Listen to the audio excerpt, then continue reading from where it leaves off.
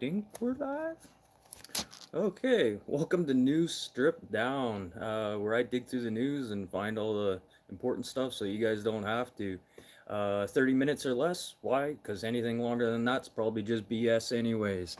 So, welcome to the show. Monday, March 24th, 2026. It's minus 7 degrees Celsius. That's 19.4 degrees Fahrenheit to you guys down in the States. Yeah, quite the weather we've been having. Over to the U.S. And France. U.S. Will pay the French company Electro something to cancel their offshore. I talked about this last week about canceling their offshore wind project, and then in New York City and North Carolina, and will switch their investments to the Texas oil and gas. So get a $1 billion bonus just for switching to oil and gas and throwing some windmills away. That's a pretty good deal right there. And then over to Africa, shipments of 99.7% copper are being shipped from Africa through the Lobito corridor to Canada. This is important for Western back mineral supply chains, reducing reliance on routes uh, dominated by China. Plus, the copper coming from Africa is a low carbon copper, so very high purity. So, getting a little bit farther away from China here. But it's good to see that we're, finding resources in countries, that we weren't going before.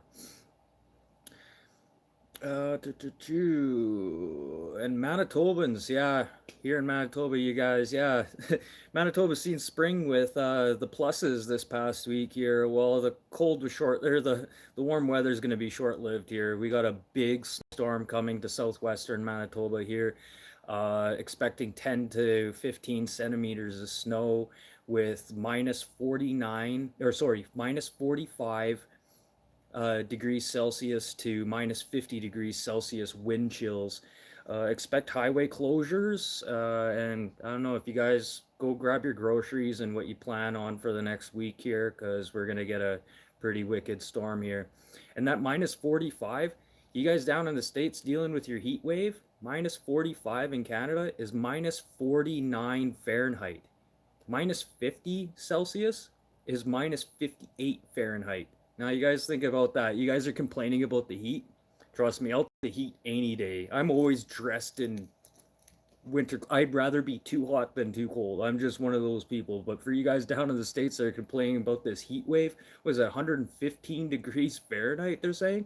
And that's not even the temperature of the road. I think the roads, if they're doing the temperature, it's like 132 degrees Fahrenheit if you're touching the road. So yeah, I don't know. I'll take that heat any day, and you guys can have some of our snow. We're done with it. You can have it. And over to Nigeria Netral Consortium is planning on exporting 30 billion cubic meters of natural gas annually to Europe. The $20 billion pipeline running through Chad, Libya, and Sicily will unlock Nigeria's unutilized resources while addressing Europe's increasing energy problems. So good for them. Hey, James, how's it going? I'm in a better mood today. So yeah, that's good for Europe there, getting natural gas and uh, from uh, from Nigeria. Yeah, that'll be good. See, hopefully that'll bring down, heating costs and stuff across the UK, but I highly doubt that. Normally, once things get to a certain price, we never normally see it go back down, which really sucks. Hey, Twofer. And then over to Manitoba here. Brandon, Manitoba's Air Museum at McGill Airport is asking for support for a new roof and concrete repairs. The hangar that was built in 1940 was only supposed to last 7 years and is still standing to this day. And there's 9 functional airworthy aircraft in this museum right now. They're just sitting there. Um, but an issue I'm having with this, they're asking for funding to help put a roof on. Well, they just spent like almost $1 million on this veterans wall. Shows all the veterans on there, their names encased in concrete. Um, instead of doing that memorial wall, they should have started working on the structure that they had first. You know, considering that there is some very valuable aircraft and some pretty priceless items in this museum.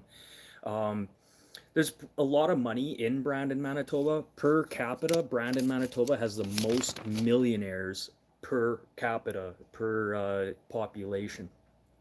Probably due to the taxes here and the cost of living is pretty cheap here too. But there's a lot of millionaires here, so I don't I could see them getting funding pretty easily. And then plus some of the concrete companies right now around Brandon, they got money to throw away for nations and stuff like that. So I don't think like you as a person to donate $1 or something like that. I wouldn't really worry about it too much. I think the airport is going to have enough funding as it is to save the museum's roof. But we'll see what happens. I think they'll be okay.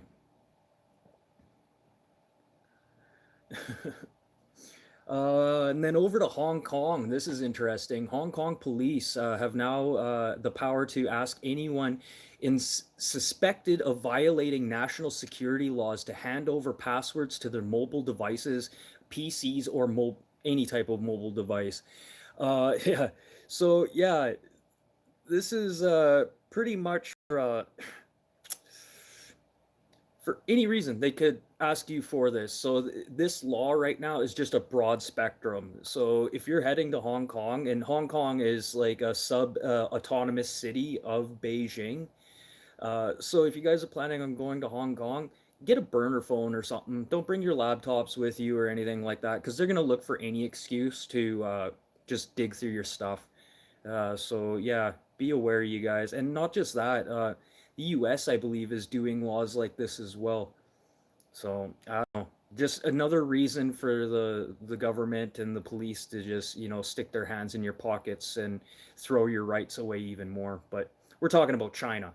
How many rights do you really have in China? So I'm surprised China hadn't did this already. But Hong Kong, like I said, is a semi-autonomous. It's kind of its own separate division of China. Like Hong Kong and Beijing are always butting heads together. So we'll can't really do much about it. The law is in place now. I highly doubt this is ever going to go away, and expect more countries to start seeing laws like this.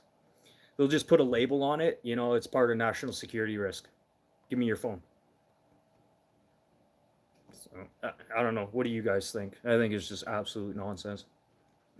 If you guys are here, you like the news in the format like this, I'm here Monday to Friday, 4 to 4:30 p.m. Central Time. And yeah, hit the like button, subscribe, and then go over to the Middle East. Middle East and Asian investors are showing interest in a 1 million barrel per day pipeline from Alberta and BC.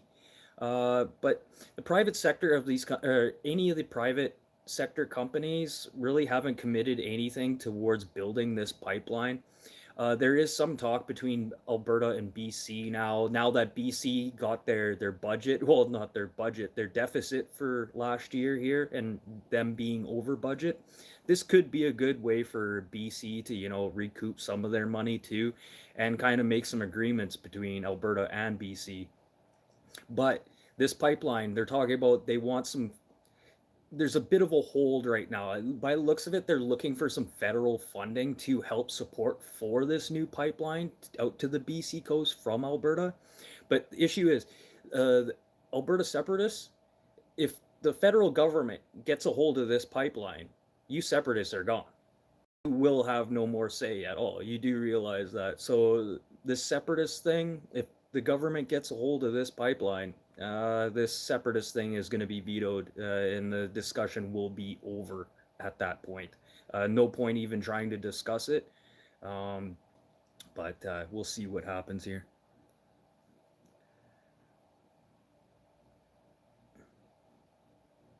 Oh yeah, there you go, 2-4. Exactly. Yeah, see, yeah, people traveling to the States. 2-4 just said here his wife was in Washington, D.C., or with two cell phones and a laptop, no searching device, so I call BS on that liberal propaganda. Oh, okay. Thank you, 2-4. Thanks for popping that up.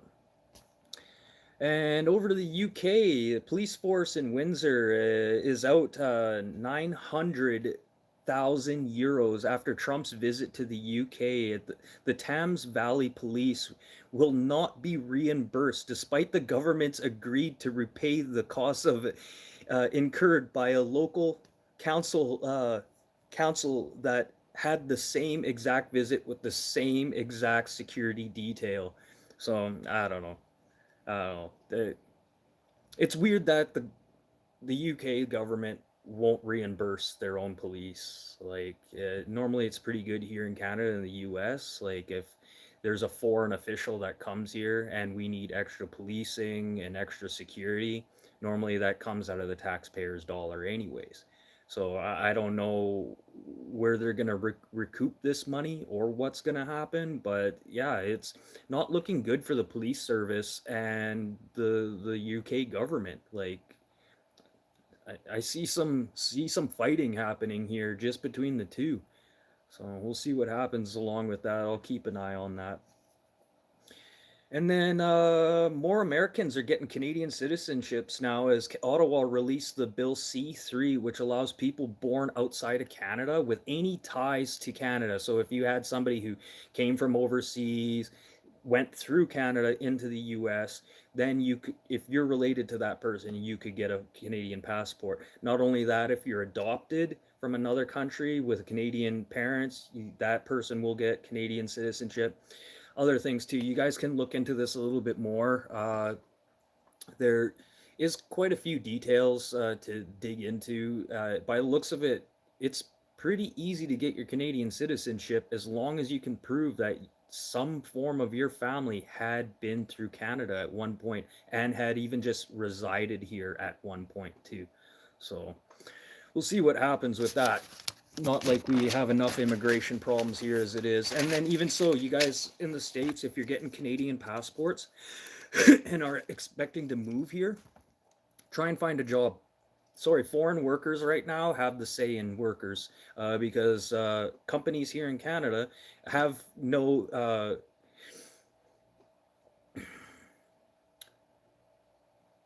there's no benefit for companies in Canada to hire Canadian workers. But if they hire foreign workers, they get a sub or a grant or a subsidy from the federal government. So to hire a Canadian, why would you? If you hire a Canadian, you won't get free money.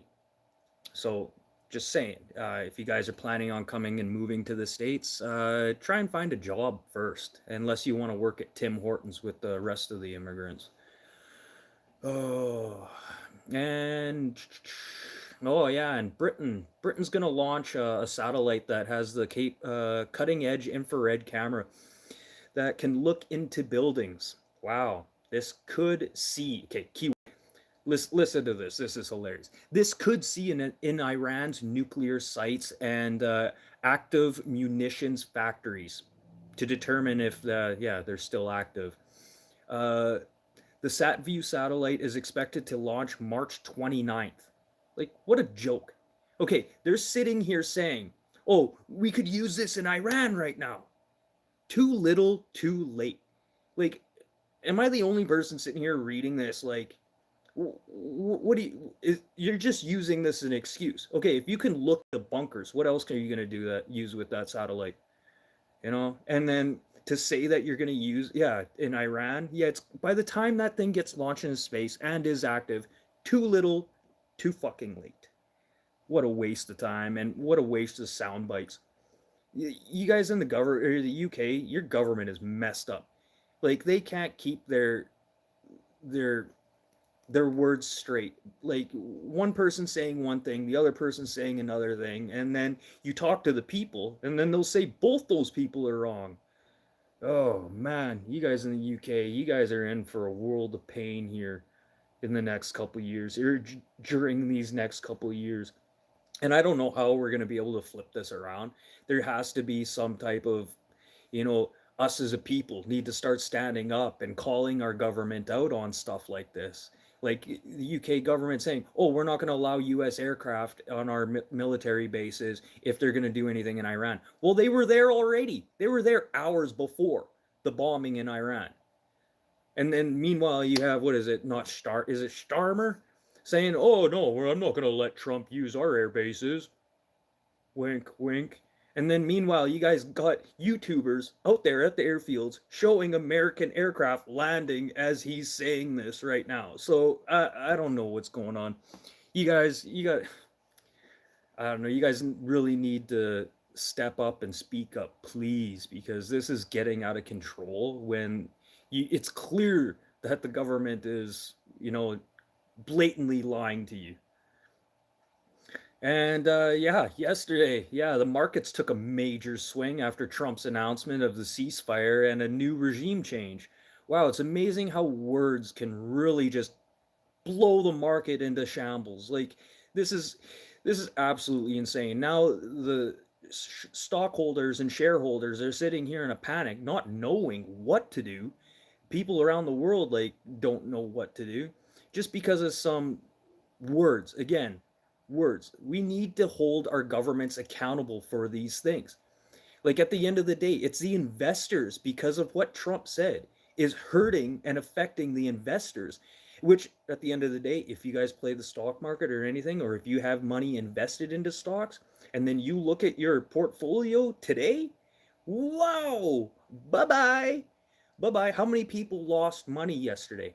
Because the markets just jumped so quickly, dropped so quickly. Like, you had to be on top of that ball to try and ride that one out.